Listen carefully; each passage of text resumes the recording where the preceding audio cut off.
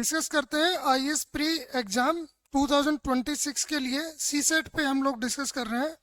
CSAT में आज reasoning का टॉपिक लेते हैं जो कि होगा कैलेंडर। इस टॉपिक से एवरी ईयर एक क्वेश्चन सीसेट के पेपर में रहता ही रहता है। कैलेंडर टॉपिक को हम समझते हैं अगले 20 मिनट्स में, ठीक है।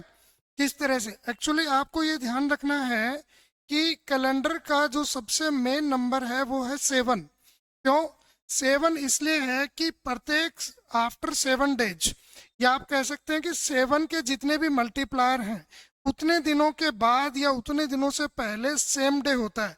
फॉर एग्जाम्पल, जैसे हम आज कोई डे है, आज जैसे ट्यूसडे है, ट्यूसडे, तो आफ्टर 7 डेज क्या होगा? ट्यूसडे ही होगा। आफ्टर 14 डेज क्या होगा? ट्यूसडे ही होगा। 21 डेज बाद क्या होगा? ट्यूसडे ही होगा। क्यों? क्योंकि ये सभी 7 के मल्टीप्लायर हैं। 7 के मल्टीप्लायर मीन्स जिन नंबर्स में 7 से कंप्लीटली डिविजिबल हों। For example 7, 14, 22, 28, 35, 42, 49, 56, 63, 70, 77, 84, 91, 98, these all are multiplier of 7, ठीक है। तो 7 के जितने भी मल्टीप्लायर होंगे उतने दिनों के बाद या उतने दिनों से पहले सेम डे ही होता है। तो अब हम देखते हैं कि जनरली यहाँ पे जो क्वेश्चन पूछे जाते हैं उसमें आप ध्यान देंगे कि ईयर बेस पूछे जाते हैं। तो जनरली किसी ईयर में कितने होते हैं? 365 डेज, ठीक है। 365 डेज, और एक लीप ईयर में कितने डेज होते हैं? तो 366 डेज। जब हम 365 को 7 से डिवाइड करते हैं तो एक एक्स्ट्रा दिन होता है, और 366 को 7 से डिवाइड करते हैं तो कितने एक्स्ट्रा डे होते हैं? 2 एक्स्ट्रा डे होते हैं। इसका मतलब प्रत्येक साल में एक दिन ऐड हो जाएगा यदि आप आगे जा रहे हैं तो। और यदि बीच में लीप ईयर आ गया तो कितने दिन ऐड हो जाएंगे? 2 दिन ऐड हो जाएंगे। फॉर एग्जाम्पल, जैसे आज क्या डेट है? आज है 23 दिसंबर। 23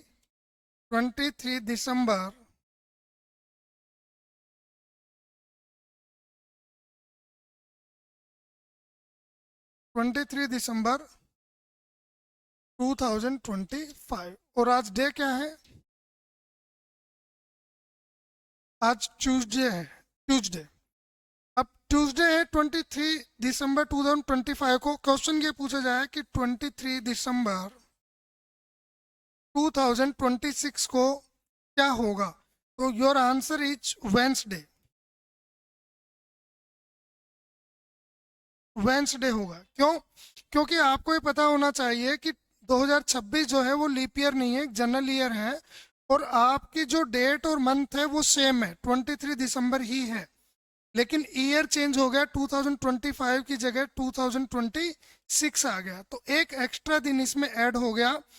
ट्यूसडे की जगह क्या हो जाएगा? वेंसडे हो जाएगा। अच्छा, इसकी जगह यदि आपसे ये पूछ लिया जाता 23 दिसंबर 2024 को कौन सा दिन था, तो आप पीछे जा रहे हैं ना, एक साल पीछे जा रहे हैं। डेट और ईयर जो है, डेट और मंथ जो है सेम है, बट ईयर चेंज हो गया, पीछे एक दिन आप चले गए, तो एक दिन पीछे जाएंगे। तो यहाँ पे हो जाएगा आपका आंसर मंडे। क्या आंसर हो जाएगा? मंडे, ठीक है। लेकिन अब आपको ये पता होना चाहिए कि कौन सा ईयर लीप ईयर है या कौन सा ईयर लीप ईयर नहीं है। तो लीप ईयर पता करने के लिए आपको क्या करना पड़ेगा? किसी भी ईयर को 4 से डिवाइड करना है। किससे डिवाइड करना है? 4 से। और यदि वो 4 से कंप्लीटली डिवाइड होता है, इसका मतलब वो लीप ईयर है।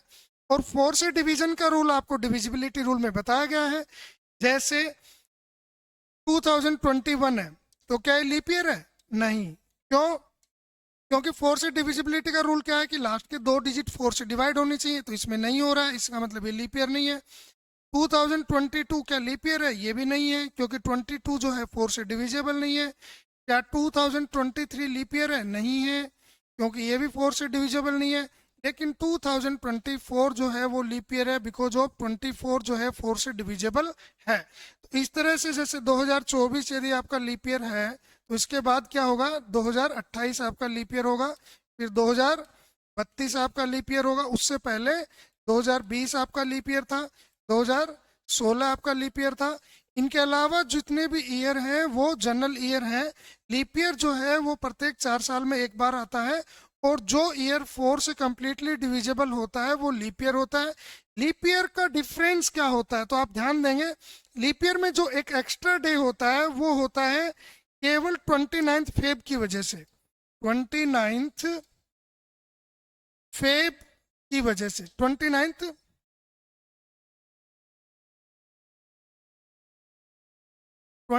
फेब की वजह से, है ना।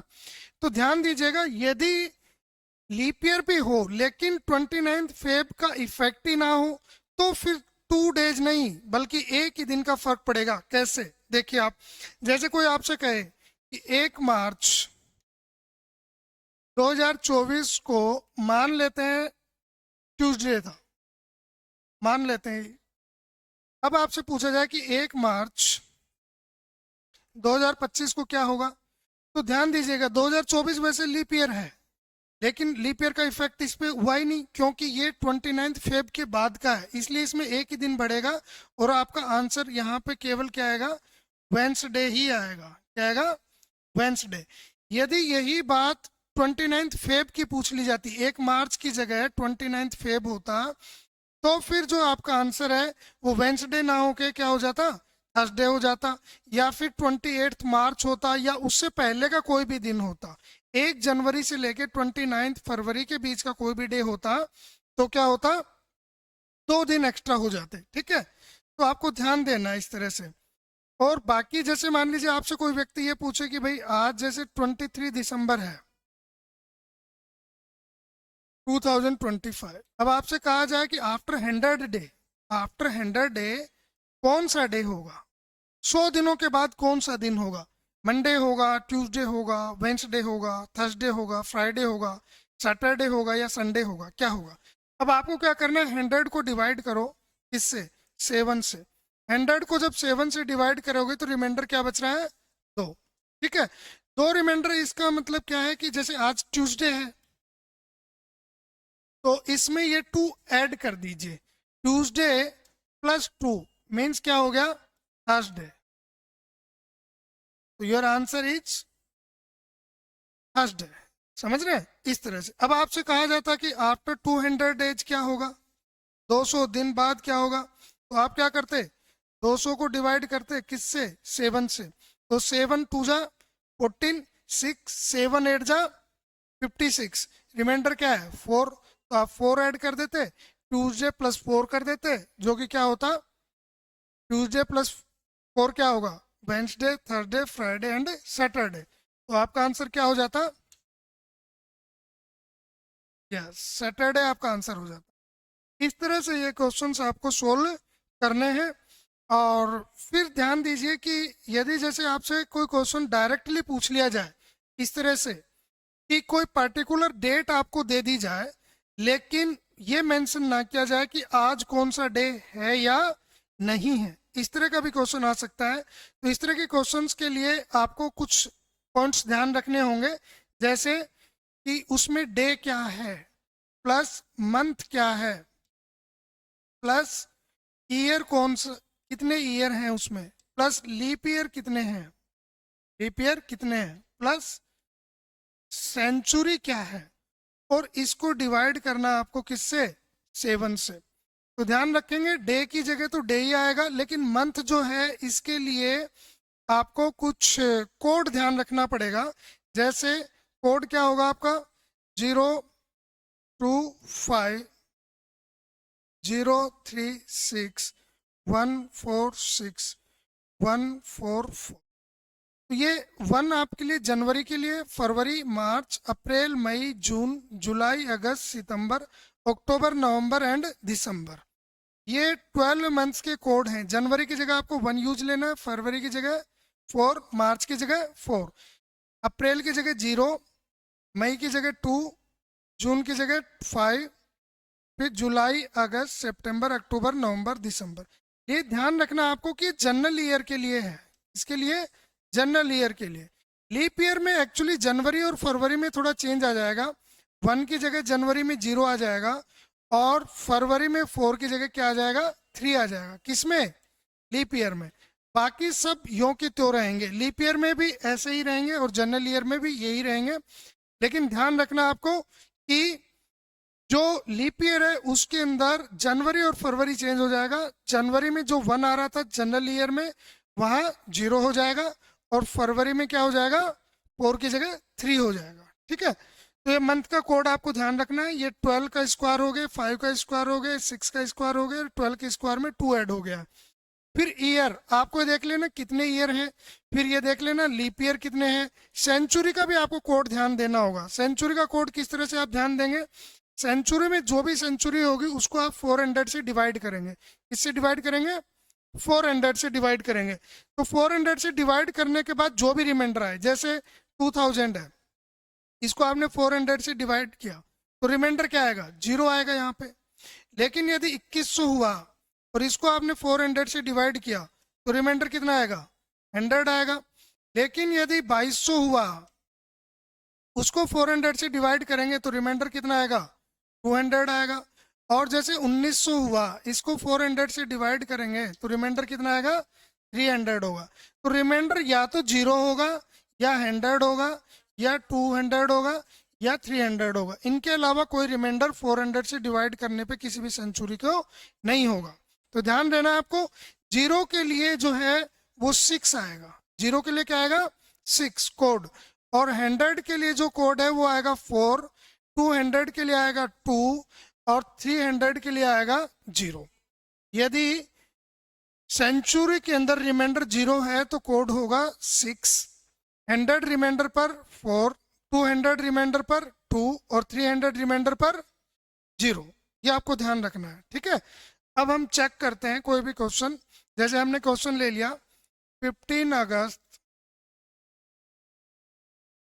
1947 को कौन सा डे था, ये आपसे डायरेक्ट पूछा जा रहा है कि 15 अगस्त 1947 को कौन सा दिन था। तो डे तो आपको ऐसे ही लेना है, तो डे कितने हो गया, 15 प्लस मंथ, मंथ अगस्त है यहाँ पे, तो अगस्त के लिए क्या यूज लेंगे, 3, तो 15 प्लस 3 हो गया। फिर ईयर कितने हो गए, 47 ईयर हो गए। 47 ईयर में कितने लीप ईयर हो गए, तो 47 को 4 से डिवाइड करो, कितना आएंगे, 11 पॉइंट कुछ आएगा। तो 11 ही आपको ध्यान देना है, क्योंकि यहाँ पे यदि 48 होता तब 12 लीप ईयर होते, बट 48 तो है नहीं, 47 है, इसलिए कितने लीप ईयर होंगे, 11 लीप ईयर होंगे। तो प्लस क्या हो गया, 11 हो गया। फिर सेंचुरी, तो सेंचुरी क्या है, 1900 है। 1900 में सेंचुरी में कितना रिमाइंडर होगा, 300। तो 300 के लिए कोड क्या यूज लेना आपको, 0। तो प्लस क्या हो जाएगा, 0 और डिवाइड किससे करना है, 7 से। तो 15 प्लस 3 कितना हो गया, 18। 18 प्लस 47 कितना हो गया, 65। 65 प्लस 11 कितना हो गया, 76। तो 76 डिवाइड बाई 7, तो रिमाइंडर क्या आ गया, 6। रिमाइंडर क्या आएगा, 6। तो 6 के लिए फिर आपको क्या यूज लेना है, उसके लिए आपको एक कोड ध्यान रखना है। ध्यान दीजिए, Saturday, Sunday, Monday, Tuesday, Wednesday, Thursday और फ्राइडे। सैटरडे के लिए 0, संडे के लिए 1, मंडे के लिए 2, ट्यूसडे के लिए 3, वेंसडे के लिए 4, थर्सडे के लिए 5 एंड फ्राइडे के लिए 6। तो आपका रिमाइंडर क्या था, 6। तो 6 रिमाइंडर था, इसका मतलब उस दिन कौन सा डे था, फ्राइडे। समझ रहे, तो योर आंसर इज फ्राइडे। अब हम कुछ 1-2 क्वेश्चन और चेक कर लेते हैं कि जैसे हम पूछ लेते हैं आपसे 26 जनवरी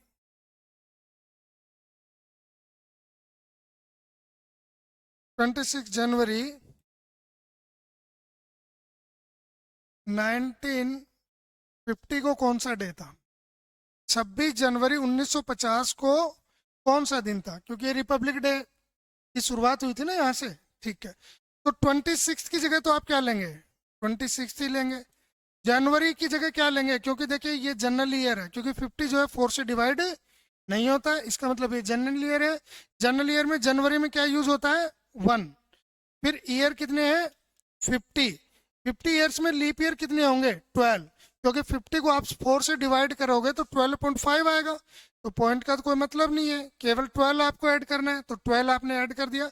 अब सेंचुरी क्या है 1900, इसको 400 से डिवाइड करोगे तो रिमाइंडर क्या होगा 300, 300 के लिए क्या आएगा, और ये डिवाइड किससे होगा 7 से, 26 प्लस 1 27, 27 प्लस 50 77, 77 प्लस 12 89, इसको 7 से डिवाइड आप करोगे तो रिमाइंडर क्या होगा 5, 7 1 जा 7, 1 7 2 जा 14, 5 रिमाइंडर। और 5 के लिए क्या आता है 5 is equal to, yes, so your answer is Thursday. ध्यान रखिएगा डे का कोड क्या रखना है आपको, सैटरडे के लिए 0, संडे के लिए 1, मंडे के लिए 2, ट्यूसडे के लिए 3, वेंसडे के लिए 4, थर्सडे के लिए 5, फ्राइडे के लिए 6।